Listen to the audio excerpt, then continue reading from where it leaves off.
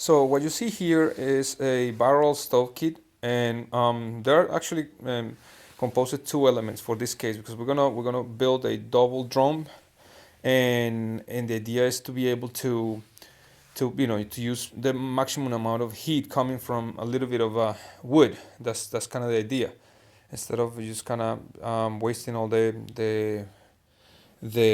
energy emitted by the combustion of the wood. We want to make sure that we can use it as much as possible. So the idea is that this first kit that you see here is composed of two legs and a flue pipe over here, a connection, and also the door. So they all come over here. I'll show you later. And the second set is composed of these two legs that you see here, and actually another connection on the bottom and a connection on top. The idea is that the air will circulate this way and it will go out. So there are some definitely specifications that you want to follow. Just follow instructions, and I think I have one of them over here, so it shows you really well not to do such and such, and be careful when you want to work on it. So you got to be really, really careful when you're working with the piece to, avoid any type of hazardous conditions, whatever you are. The first kit comes with these things. Well, these are the legs, right? So you're supposed to perforate. It has some perforations there. So you have to perforate with a quarter-inch drill bit to attach it to the barrels, to the barrel, in this case one barrel. And this is the door. So the door actually has like a nice little latch over here, and also a set of screws and nuts over there. And this is the piece that controls actually the amount of air coming out, that I consider that it's going to be actually on the other part, on the upper. Now that we're going to use two, it will be in the upper barrel.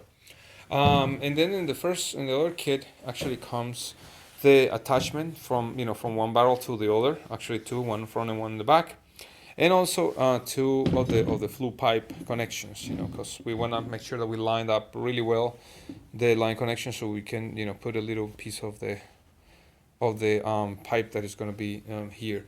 And also comes with a set of screws. So again, it's going to be a lot of perforation. And for that also, I'm gonna get some sealer, just to kind of seal around it, the same one that you use for boilers and stuff like that, just to avoid a lot of fumes coming out and just kind of I will not say stink in the room, but just try to avoid as much as possible. So the next thing is presenting the barrels to you. This will be 55 drum barrels, and we just start working, marking them really well, and start perforating.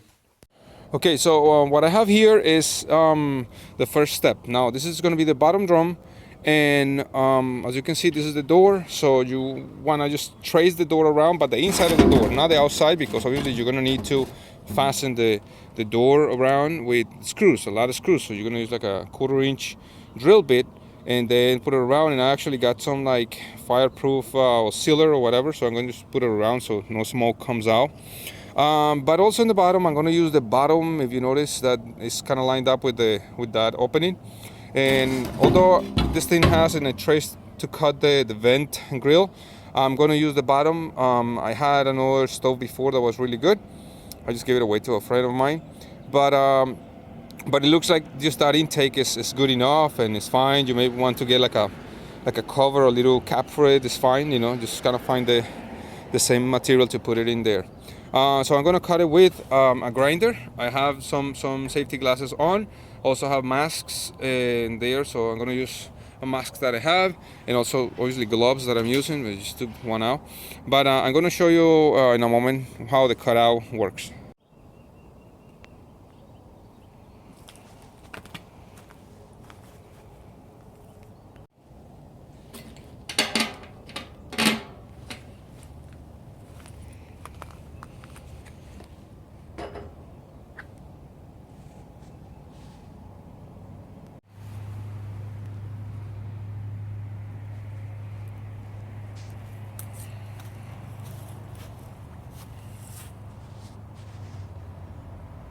The same way that you just saw it. You just pretty much put the screws in, put the nuts behind them, and you want to make sure that they're lined up and tight.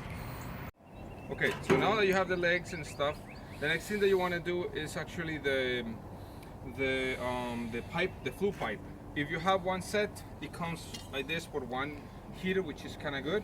But in my case, I'm putting two together. So in the next set, to stack them up, you have this piece. So what I'm going to do is I'm going to put it here. I'm going to carefully line them up with the one that is going to be on the top, and that's how there's going to be a connection in between both of them with a piece of pipe. So I'm going to make the same thing. I'm going to make the mark and the cutout and put the screws on it, so you know, so it actually works the way we want it.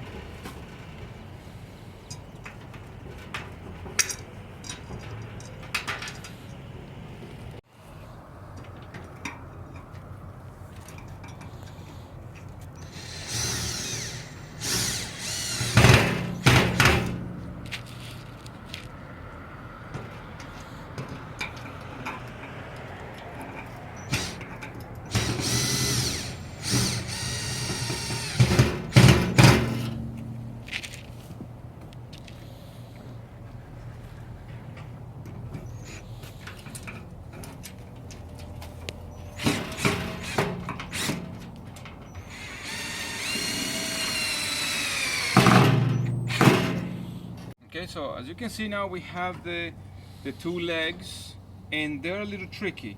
And the situation is that looks like, you know, the seams on the barrels and stuff like that, they are not quite as symmetrical or lined up, or I mean, they're not like straight. So what I suggest is like to, you know, to put the first leg really well, screw it down, and then the other one just put it temporarily, and line the just put the superpose the other barrel on top, and make sure that they, you know, they look in the visual part of it, they're not like crooked or whatever, you know. So you move this one back and forth until you find it, and then you make the holes in all the areas. I already made the perforations on all of them, and the next thing that we need to put is the connection between this barrel and the other barrel. So this one is going to be right here, but you know, it takes to do all the process to be able to get to the point where you can actually measure. So what I'm going to do is just place it over here with a piece of pipe, and then I'm going to just make the marks for the screws where they're going to go.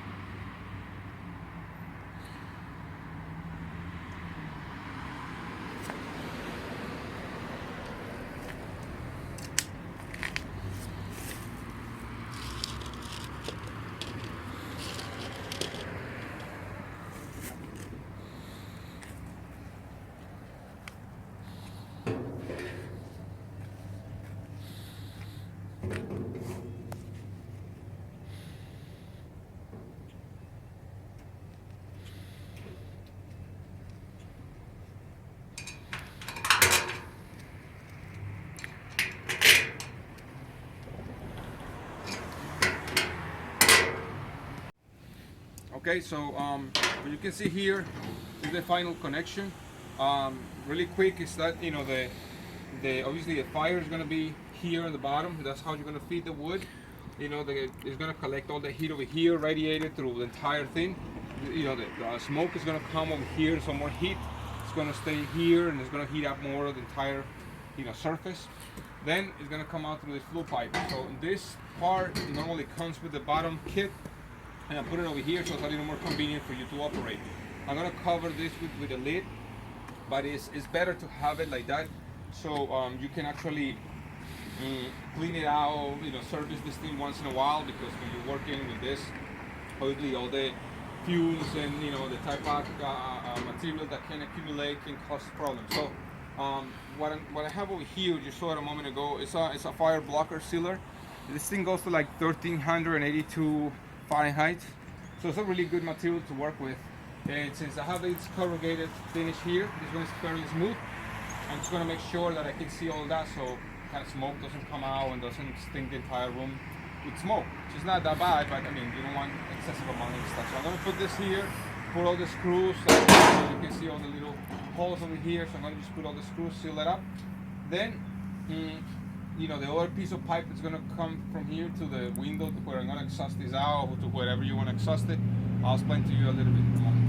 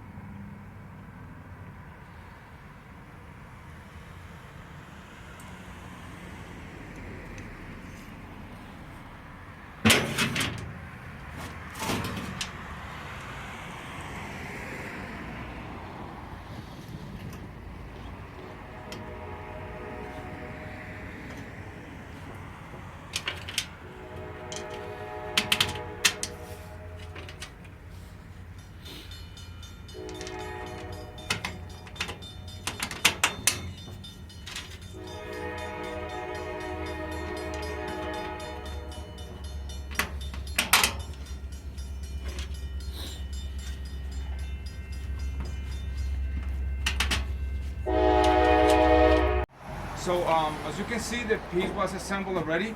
What I did is outside, I actually burned it for a while, and it works perfectly. There are no like leaks of like air or whatever, or smoke.